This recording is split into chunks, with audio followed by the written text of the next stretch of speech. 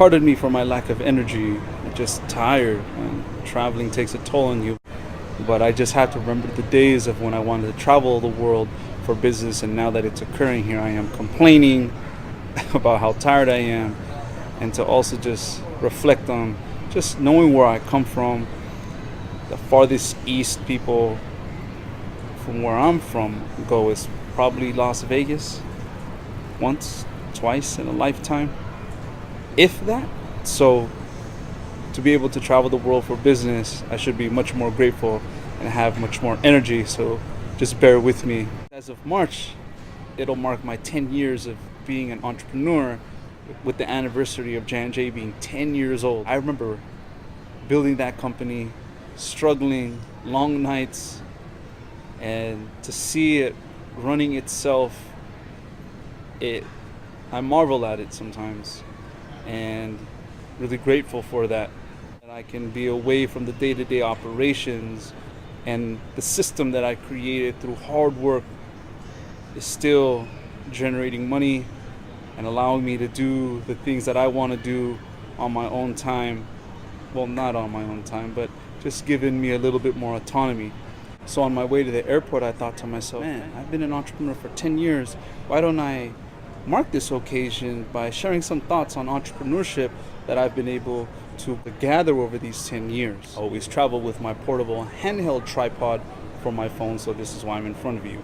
10 years ago, well, and before that, the word entrepreneur was already sexy to me because of the kind of personality that I had, but currently that word is on fire. You know, I'm an entrepreneur and a founder.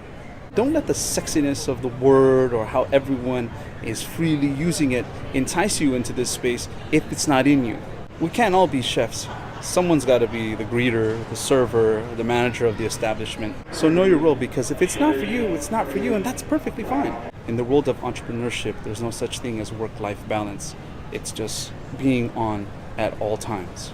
It takes a particular kind of personality, and I remember giving a talk on entrepreneurship in Jakarta, Indonesia, where I realized by asking and by a show of hands that 15 out of 100 students want to be entrepreneurs, so 85 of them were just looking to get a job.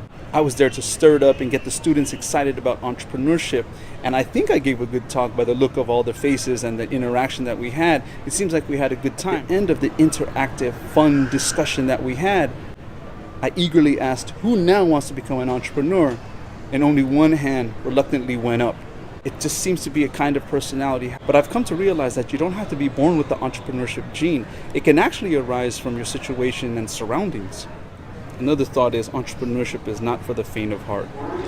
As an entrepreneur, everything is on your shoulders. You do everything.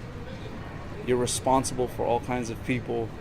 I mean, to have the thought of not being able to pay your employees when they know they just bought a new house, or they just had a child and they're waiting for that paycheck, and here you are thinking to yourself through sleepless nights of how am I going to make payroll.